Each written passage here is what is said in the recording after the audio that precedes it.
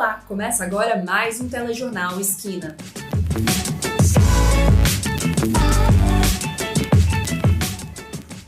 O horário de funcionamento dos comércios foi alterado devido à pandemia. O home office se tornou uma das alternativas adotadas por empresas para amenizar os efeitos da quarentena. Cerca de 11 milhões de pessoas ainda aguardam receber o auxílio emergencial. E artistas do DF precisam se reinventar durante a pandemia. O Telejornal Esquina está no ar.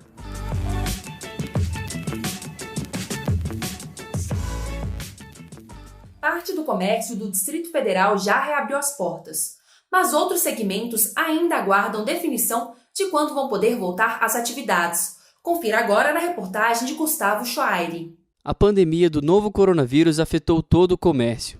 Até o dia 15 de maio, apenas serviços essenciais como os de farmácias e supermercados estavam autorizados a abrir as portas no Distrito Federal. A Justiça já autorizou a reabertura das lojas. Agora, cabe ao governo decidir o retorno e as datas. Enquanto isso, alguns comerciantes tentam se adaptar à nova realidade e à rotina de trabalho. Esse é o caso de Hamilton, dono de uma loja de artigos para festas. O empresário tem expectativas pessimistas para este ano. A minha expectativa para esse ano é que esse ano acabou. Vamos tentar sobreviver, entendeu? Porque eu não tenho expectativa do comércio voltar a ser o que ele era, né? Até meados de fevereiro, começo de março. Apesar das dificuldades, Hamilton conseguiu contorná-las e adaptou seu serviço de vendas. Agora, a loja faz entregas por delivery. A estratégia que nós usamos durante esses dias de fechado, que eu não podia abrir, nós começamos a trabalhar com delivery, né? WhatsApp, Facebook, fazendo pedido, nós separamos a mercadoria e entregamos na porta. E foi assim que a gente está tentando sobreviver. Outro caso é o de Guto, dono de 2 restaurantes em Águas Claras e Taguatinga. Apesar de ter as lojas fechadas, o comerciante conseguiu controlar os gastos com auxílio do governo e os próprios fundos de reserva. No entanto, ele se preocupa com o tempo que o comércio ainda vai ficar fechado. O governo, pelo menos a priori, ele está bancando 60 dias, né, no contrato do pessoal. A partir daí, se tiver que fechar mais 30 dias ou mais 60, a não ser que o governo realmente banque mais esses 30 dias com relação à folha salarial do pessoal, iria tornar a situação menos difícil, mas eu acho que continua ainda bastante grave, porque é uma das maiores despesas, sim, a questão do pessoal. Desde que o governador Ibanez Rocha anunciou o fechamento do comércio, a data de reabertura já foi remarcada 3 vezes. Inicialmente prevista para o dia 3 de abril, foi adiada para o dia 5 de maio e depois para o dia 10 do mesmo mês. No último decreto, ficou marcada para o dia 18 de maio. O economista César Bergo tem uma perspectiva positiva sobre essa situação. Com a expectativa de controle da pandemia, o que não aconteceu ainda, né, deixa bem claro, haverá a abertura gradativa da economia. Então a expectativa é muito positiva, né, porque muitos empresários aproveitaram esse momento para rever os planejamentos, rever as suas estruturas, né, e as empresas, provavelmente, essas que fizeram o dever de casa, vão sair mais fortes. O governador do Distrito Federal, Ibanez Rocha, alterou o horário de funcionamento do comércio no DF devido à pandemia do coronavírus. O decreto libera a abertura de supermercados, padarias, postos de combustíveis, óticas, escritórios e empresas do setor automotivo a funcionarem no horário normal. Os shoppings puderam reabrir desde o dia 27 de maio, seguindo algumas regras, como a distância mínima de 2 metros entre as pessoas e utilização de equipamentos de proteção individual. No dia 4 de junho, o governador Ibanez Rocha liberou a realização de shows e teatros em estacionamentos ao ar livre. O público, no entanto, precisará permanecer dentro do carro durante todo o evento, com distância mínima de 2 metros entre os veículos e sem a comercialização de bebidas e alimentos. Ibanez, no entanto, chegou a fechar por 72 horas os comércios de serviços não essenciais das regiões administrativas de Ceilândia, Sol Nascente e Estrutural. Essas regiões possuem os maiores números de mortos por Covid-19 no Distrito Federal. A medida foi tomada em 8 de junho. Os estabelecimentos que podem manter as portas abertas precisam cumprir todas as medidas de segurança sanitárias estabelecidas desde o início da pandemia do novo coronavírus. Renata Goretti para o Telejornal Esquina. O isolamento social adotado em todo o país trouxe consequências para trabalhadores e estudantes. O home office se tornou uma das alternativas adotadas por empresas para amenizar os efeitos da quarentena. Maísa Santa Rita traz mais detalhes. Durante a pandemia e o decreto do isolamento social, o home office se tornou uma alternativa para trabalhadores e alguns estudantes. Mas o problema está sendo para aqueles que não possuem os recursos para assistir às aulas em formato EAD ou até para desempenhar o trabalho. Infelizmente, não é qualquer um que pode adotar o home office. Você precisa de uma infraestrutura de internet, você precisa de um notebook ou de um computador com uma qualidade boa. No caso do servidor público Oswaldo Silva, a empresa disponibilizou todos os recursos, mas o problema enfrentado é a conexão da internet. Especificamente com relação ao meu trabalho, eu tenho tido, assim, talvez algumas dificuldades, não pelo sistema da empresa, mas sim em relação à internet que hoje essas operadoras oferecem, entendeu? E isso tem trazido, sim, um pouco de lentidão, ou às vezes até a interrupção com relação à conexão. Assim como muitos brasileiros, eu também estou estudando de casa. Mas essa não é a realidade de alguns estudantes da rede pública. Às vezes, eles não têm infraestrutura para acompanhar o ensino à distância. Felipe Queiroz, professor da rede pública, está preocupado com os alunos. A realidade dos nossos adultos coincide, por exemplo, com a realidade do pessoal que hoje briga para acabar a quarentena porque precisa levar comida para casa. Além de que a gente ainda tem muitos alunos que, por exemplo, a merenda da escola à noite é o motivo dele ir à escola por causa da merenda escolar em pleno século XXI, 2020. Isso ainda acontece, né? E é bastante complicado.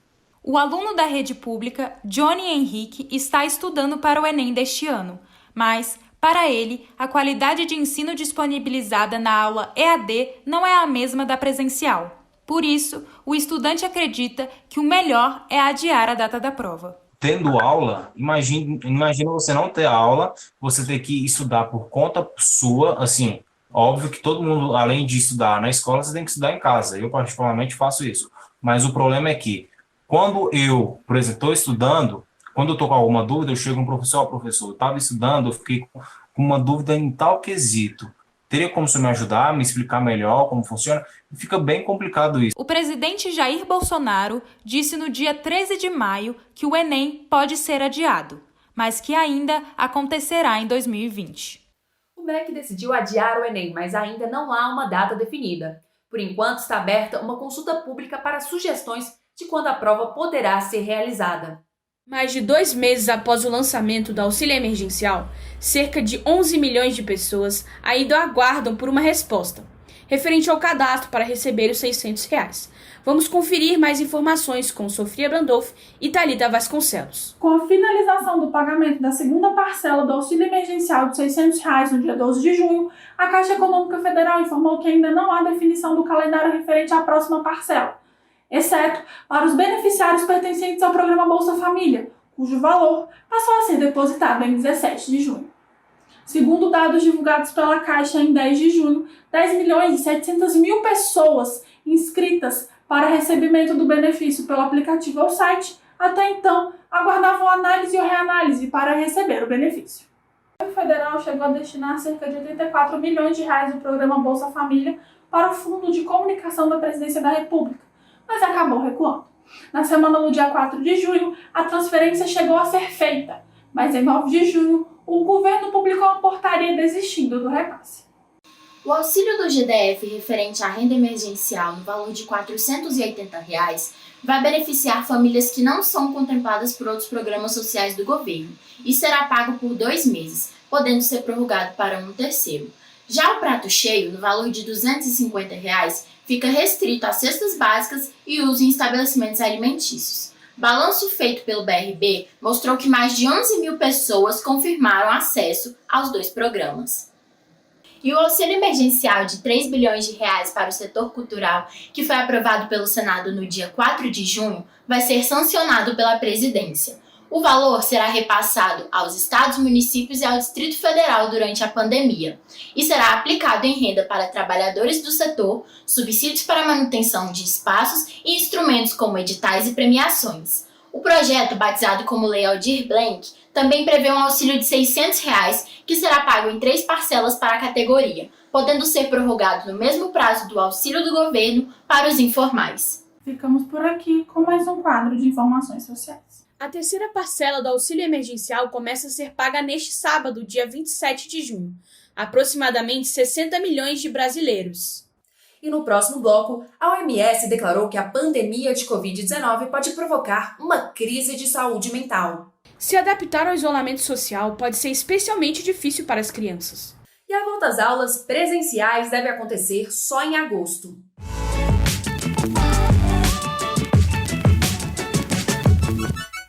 A OMS declarou que a pandemia de Covid-19 pode provocar uma crise de saúde mental no mundo e enfatiza a importância de manter o acompanhamento psicológico. As informações são de Larissa Kurita e Ana Clara Botovichenko.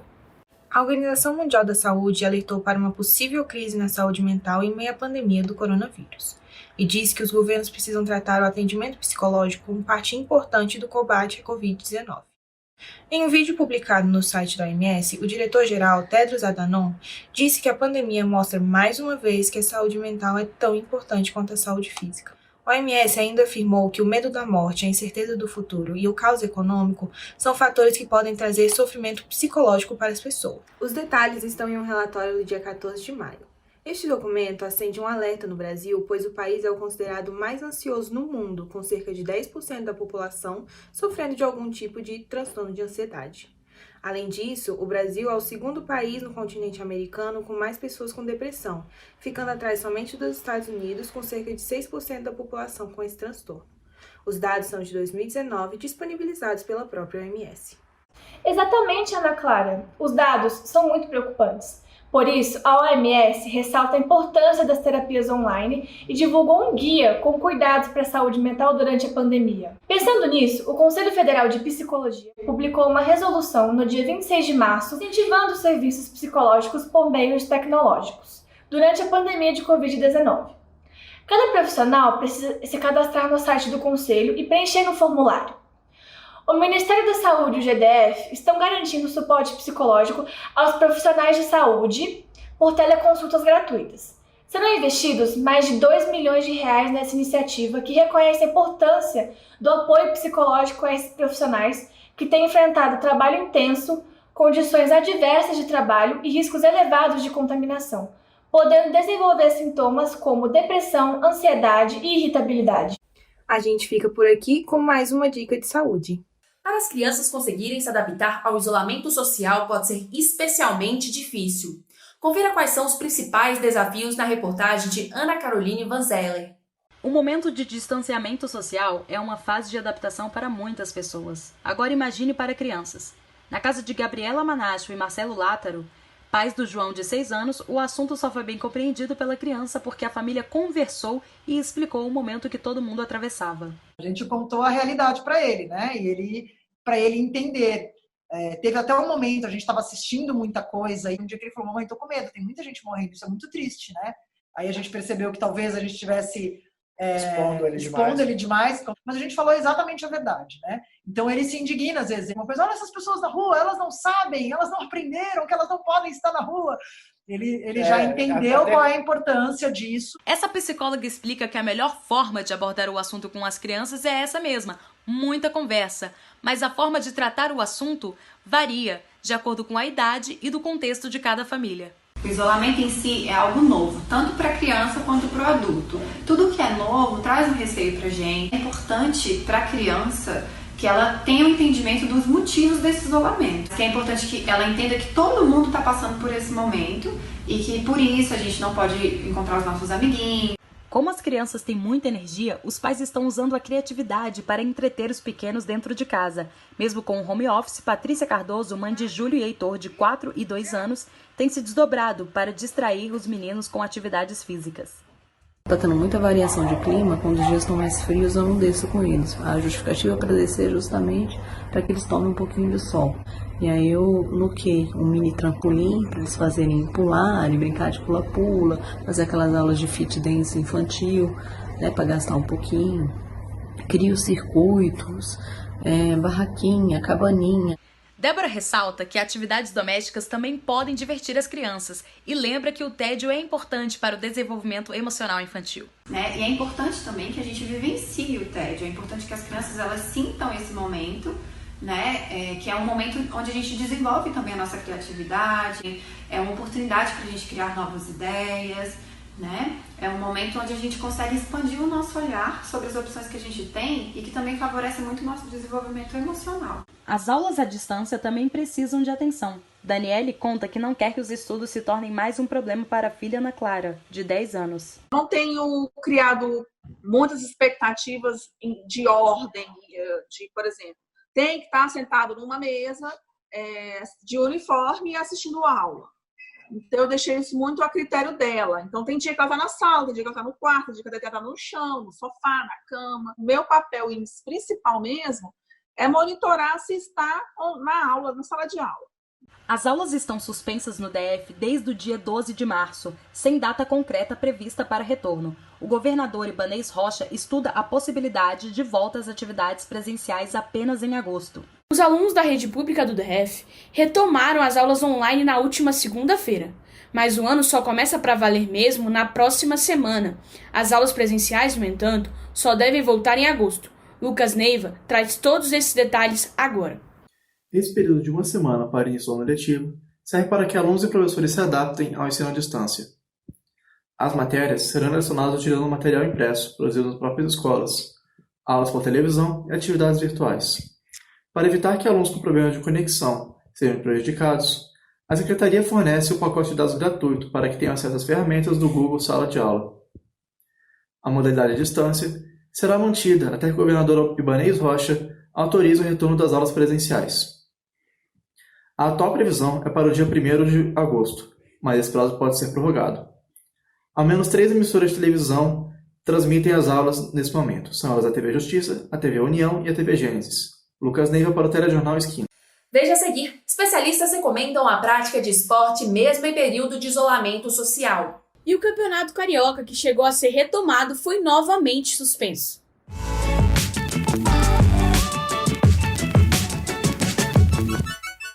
A prática de esportes é uma recomendação de médicos e nutricionistas para manter a saúde em dia. Mas como e qual praticar em tempo de isolamento social? Quem responde é a repórter Gabriela Galo. Inspire. Expire. A quarentena tem causado preocupação nas pessoas e contribuído para o fortalecimento em doenças mentais como a ansiedade. Para tentar acalmar a mente, a busca por aulas online de yoga e meditação se tornou uma alternativa. A partir do momento que você começa a ter esse contato, nós temos várias técnicas muito simples. 15 minutinhos pela manhã, 15 minutinhos pela noite, que você dedica ao que mais sagrado que você tem. Além do equilíbrio que essas atividades oferecem, o Pilates se tornou uma alternativa para fazer em casa. O intuito pode ser passar o tempo e, ao mesmo tempo, fortalecer os músculos e melhorar a postura. O aluno já tem alguma coisa em casa, né? Algum material, uma faixa, ou a gente vai improvisando.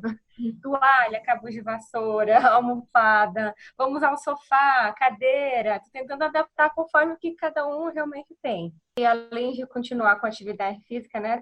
Manter o físico, a saúde mental.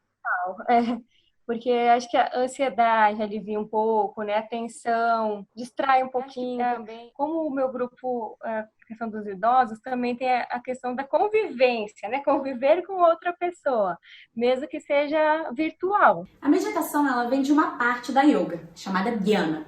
Enquanto ela tem o objetivo de esvaziar a nossa mente e aumentar o nosso tempo de concentração, a yoga como um todo, ela tenta levar seus praticantes a um estado de consciência superior. Isso pode ser explicado com a junção de exercícios respiratórios com as práticas corporais, as chamadas asanas. Já o Pilates, ele se baseia nas asanas para poder fazer uma série de sequências de exercícios que pudessem ser práticos e praticadas por qualquer pessoa, em qualquer idade, em qualquer condição. Para fazer qualquer uma dessas 3 atividades, basta um tapetinho de yoga. Eu que sou novata, vou usar um colchonete de academia que eu tenho aqui em casa. Se você não tiver, você pode também usar toalha ou almofadas. Mas o recomendável é um tapetinho de yoga, porque ele pega o seu corpo inteiro. Mesmo com as técnicas de respiração, a prática de qualquer exercício beneficia na saúde, tanto física quanto mental. É o que explica essa psicóloga. Você ter uma atividade de autocuidado dentro da sua rotina, né? Ela vai produzir não só substâncias endógenas que vão combater todos os quadros de ansiedade, de depressão, né? Vão te tirar da paralisia que o próprio estresse, também o transtorno pós-traumático, né? Os quadros de exaustão mental, eles trazem. Tanto o Pilates quanto a Yoga tiveram adaptações ao longo dos anos, mas a essência de juntar exercícios musculares com respiratórios continua a mesma, prática que acaba sendo necessária nesse período de distanciamento social. E eu tô achando legal que isso é diferente com a Yoga pra mim, sabe? Que a Yoga realmente eu sinto motivação de fazer todos os dias. Eu fiquei até surpresa, porque em uma semana eu já senti muita diferença de estar fazendo, sabe? No meu corpo, na minha respiração, no meu autoconhecimento, na minha tranquilidade. Para realizar alguma dessas aulas, existem diversos canais no YouTube e aulas oferecidas no perfil de professores no Instagram que trabalham com isso. Desde março, o futebol está parado no Brasil. Faz tanto tempo que algumas pessoas podem nem se lembrar de como estavam os campeonatos no país. Ricardo Ribeiro e Vinícius Reck te ajudam a recordar o que já aconteceu nos campeonatos estaduais. Desde que a pandemia do novo coronavírus começou, a pergunta mais frequente entre os fãs de futebol é: quando será que os jogos voltam?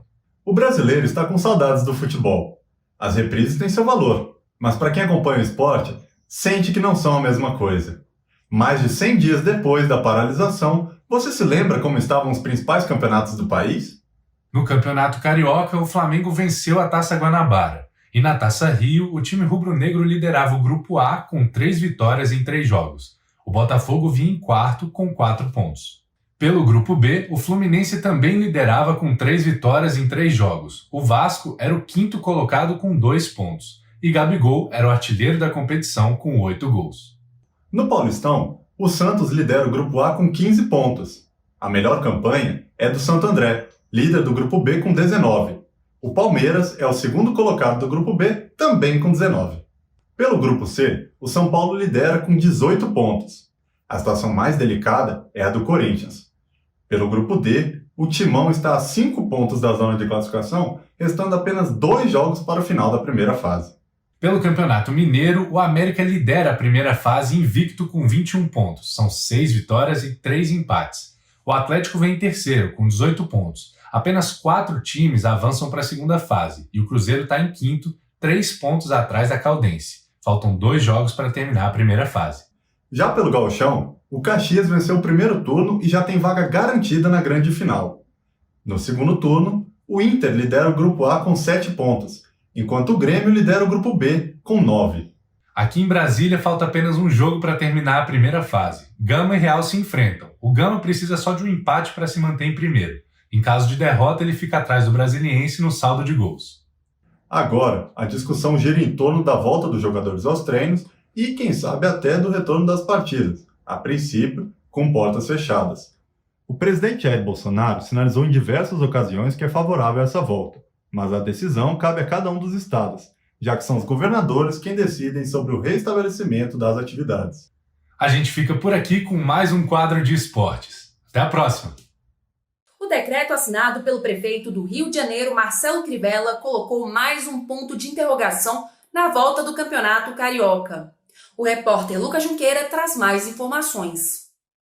A decisão de retomar o Campeonato Carioca no dia 18 de junho gerou repercussão entre população e imprensa, o que levou a um novo episódio no imbróglio entre a Federação de Futebol do Estado do Rio de Janeiro, a FERJ, a Prefeitura do Estado e equipes que disputam a primeira divisão do Campeonato Carioca. 2 dias após a retomada oficial da competição, com a partida entre Flamengo e Bangu, a primeira no Brasil desde o início do período de isolamento social devido à pandemia de Covid-19, o prefeito Marcelo Crivella assinou o decreto, no dia 20 de junho, que suspende atividades esportivas até o dia 25 de junho. A decisão afetou o calendário de retorno estabelecido para a competição e fez com que a FERJ adiasse os jogos que seriam realizados no meio da semana. As partidas ficaram para o dia 28 de junho. Enquanto o campeonato segue com indefinições, representantes de Fluminense e Botafogo lutam para que a retomada do campeonato aconteça apenas no mês de julho. Eles defendem que o momento ainda é arriscado para voltar à rotina de partidas. Lucas Junqueira para o Telejornal Esquina. Confira a seguir a agenda cultural para o fim de semana. E veja como paróquias e grupos de quadrilha do DF estão organizando arraiais online com direito a delivery de comida.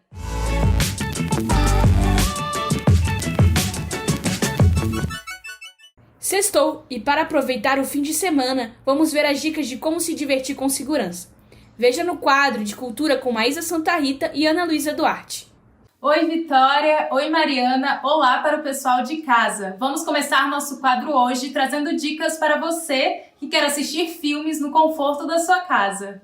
É isso mesmo, Maísa. A Netflix está com uma programação incrível, então prepara a pipoca e vem conferir as dicas dessa semana. Para os amantes de clássicos, estão disponíveis na plataforma, a partir deste mês, o Show de Truman. Jim Carrey interpreta o personagem principal. Ele é um vendedor de seguros que leva uma vida simples com a esposa, mas alguns acontecimentos ao redor dele fazem com que Truman comece a estranhar a cidade, os amigos e até a própria companheira. Outro filme que já está disponível na Netflix é O Perfume de Mulher. Al Pacino vive Frank, um militar aposentado cego e de difícil convivência, mas um fim de semana inesquecível com um jovem acompanhante pode mudar tudo. E para quem gosta de aventura, está disponível a franquia completa de Indiana Jones na Netflix. Os filmes são dirigidos por Steven Spielberg e contam a história e as aventuras de um arqueólogo vivido por Harrison Ford. Agora vamos falar sobre música. As lives do fim de semana estão imperdíveis. Já nesta sexta-feira tem Gustavo Lima, Felipe Araújo e Jonas esticado com um boteco especial de São João. E no sábado, outras várias opções também vão divertir o público. Às 4h30 da tarde tem Simone e Simária. Em seguida, às 5 horas tem Turma do Pagode. Às 7 horas da noite, a live é com Léo Magalhães. E para encerrar, às 8 horas da noite, quem toca é o Skank. E para fechar o fim de semana, no domingo às 5 da tarde tem live dos Gigantes do Samba 2 com Alexandre Pires e Luiz Carlos. E para quem ama MPB, às 6h30 canta Milton Nascimento. Lembrando que as lives acontecerão nos canais dos respectivos artistas no YouTube. É isso, Ana. Não tem desculpa para não se divertir com segurança durante o momento de pandemia. É com vocês, Mariana e Vitória. As festas juninas foram suspensas devido à pandemia causada pelo coronavírus. Mas calma, nem tudo está perdido.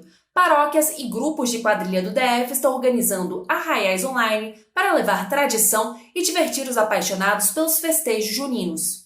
Mesmo dentro de casa, é possível aproveitar as danças, comidas características da festa, missas e muito mais. A quadrilha Mala Véia de Ceilândia vai fazer uma live neste sábado, às 20 horas, pelo Instagram, @malaveia_oficial. Confira o restante da programação no site agenciadenoticias.uniceubi.br e não deixe de festejar. Artistas do DF precisam usar a criatividade para se reinventar em tempos de pandemia do coronavírus. A reportagem é de Mariana Fraga. Luz, câmera, ação. Mas agora dentro de casa. Desde o dia 15 de março, com o decreto do governador Ibanez Rocha, bares, restaurantes e espaços culturais do Distrito Federal tiveram que ser fechados. As atividades artísticas presenciais também foram suspensas. E para respeitar o público com o distanciamento social, todos os sons e expressões precisaram caber em uma tela de computador ou de um celular. Em busca de levar o repertório de melodias poéticas da bossa nova de Tom Jobim às pessoas, mesmo durante o isolamento social, o saxofonista João Filho também aderiu às lives no YouTube. Mas para ele, isso não foi o suficiente. Para dar um chega na saudade do calor do público, o artista decidiu fazer da Janela dos Brasilienses um verdadeiro palco. Quando eu fui para a rua para tocar nas janelas, não era uma coisa assim extraordinária, né? Eu simplesmente tive que me adequar a esse novo tipo de atenção. Usar o celular tornou-se mais que uma oportunidade de continuar com a divulgação do trabalho, mas também virou uma oportunidade de, com criatividade nos negócios, se reinventar com opções como vender delivery de comida ou então conteúdos de astrologia. Juliana Portugal é descendente da 5ª geração de uma família de circenses. Nativa do Picadeiro, ela conta que foi difícil se acostumar com a suspensão das apresentações. As lives se tornaram uma alternativa para a acrobata não ficar longe da arte. Mas para conseguir manter os 38 funcionários que trabalham no Circo Real Português, o grupo precisou usar a criatividade nos negócios. Seguindo as orientações da OMS, a gente está fazendo aqui para vender, para quem quiser. E também a gente está fazendo as sobremesas do circo, né? Que seriam as delícias do circo. E aí a gente fabrica a maçã do amor, a uva com chocolate, churros, pipoca diferenciada não só de sal, mas de leitinho, chocolate, né? Pipocas diferentes. E a gente está fazendo tipo drive-thru. A pessoa passa, pega ou a gente entrega na casa por delivery. E que tal dar uma conferida no seu mapa astral durante a pandemia? A atriz e cantora Nayara Lira decidiu aproveitar a quarentena para se dedicar aos estudos de astrologia, já que ela percebeu que não iria conseguir ganhar dinheiro com as performances teatrais em lives na internet. A atividade deu tão certo que a também professora de música em uma escola para crianças criou o canal no YouTube 5 Minutos de Astrologia e começou a receber encomendas. Como eu comecei a estudar, eu fiz um canal e aí surgiu essa vertente. Eu gravo ele sempre depois que eu gravo a minha aula. E aí acabou surgindo essa renda extra aí. Hoje a menina depositou, vai ser o meu primeiro mapa astral pago, porque eu já fiz muito mapa para amigos, né? Apesar de não poder levar arte para as pessoas de forma presencial, os artistas locais do DF estão mostrando que, com criatividade, quando o distanciamento é necessário, a cultura pode significar muito mais que uma opção de entretenimento. É também afeto. O Telejornal Esquina fica por aqui. Leia mais na agência de notícias Uniceub, acessando o site que aparece na sua tela. O endereço eletrônico é o agenciadenoticias.uniceub.br. Até logo! Até mais!